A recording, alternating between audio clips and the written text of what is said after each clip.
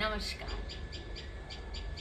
प्रभु राम के चरित्र के बारे में जितना पढ़ा जाए उतना ही वो अथाह समुद्र के समान लगने लगता है। उन्होंने हर एक संबंधों में, सामाजिक व्यवहारों में हमें शालीनता और मर्यादा सिखाई। घटना उस समय की है कि जब प्रभु राम लंका जाने के लिए, उस समुद्र को पार करने के लिए समुद्र से प्रार्थना करते हैं। 3 दिन तक बैठे वो समुद्र से प्रार्थना करते रहे कि उन्हें वो मार्ग दे ताकि वो इसको पार कर सके।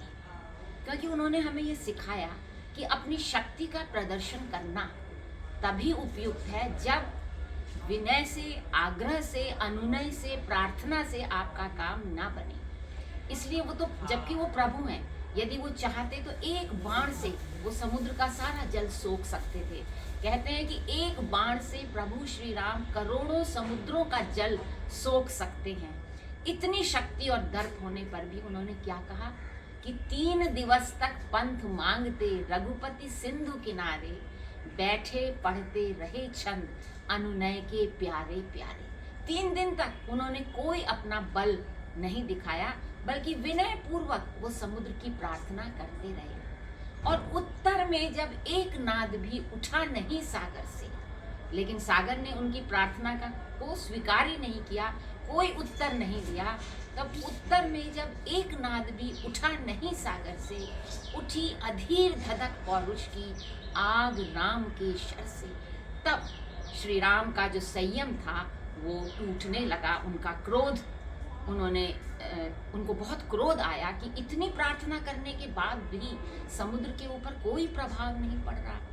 तो उत्तर में जब एक नाद भी उठा नहीं सागर से, उठी अधीर धधक पौरुष की आग राम के शर से। सिंधु देह धर त्राहि त्राहि करता आ गिरा शरण में।